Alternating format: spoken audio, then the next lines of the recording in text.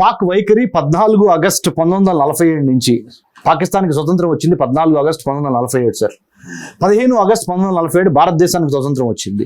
ఆ రోజు నుంచి ఈ రోజు వరకు ఈ 77 ఏళ్ళు 78 ఏళ్ళు చూస్తే 4 సార్లు మిలిటరీ పాలనకి వెళ్ళింది పాకిస్తాన్ సార్. పర్వేజ్ ముషరఫ్, జియావుల్ హక్, యాహ్యా ఖాన్, అయూబ్ ఖాన్, మీరు ఏమైనా చెప్పండి, వీళ్ళందరూ మిలిటరీ రూలర్స్గా ఆ దేశాన్ని పరిపాలించారు. ఆర్మీ, ఐఎస్ఐ, ముల్లా అంటే మత ఛాందస్వాదులు, ఈ ముగ్గురు కలిసి ఆ దేశాన్ని పరిపాలిస్తున్నారు.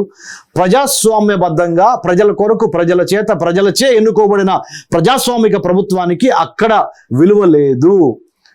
ఏదో ఆర్మీ ఆర్ ఇస్లాం, ఐఎస్ఐ అంటే ఇంటర్ సర్వీస్ ఇంటెలిజెన్స్ ఏజెన్సీ అంటారు, పాకిస్తానీ ఇంటెలిజెన్స్ ఏజెన్సీని ఐఎస్ఐ కానీ, పాకిస్తానీ ఆర్మీ కానీ, లేదా ఈ ముల్లా ఫండమెంటల్ ఎలిమెంట్స్ కానీ, ఈ ముగ్గురే పాకిస్తాన్ని భ్రష్టు పట్టించి ఈ విధంగా ఈ రోజున పాకిస్తాన్ ఈ విధంగా ఉందంటే ఆ ముగ్గురు కారణంగా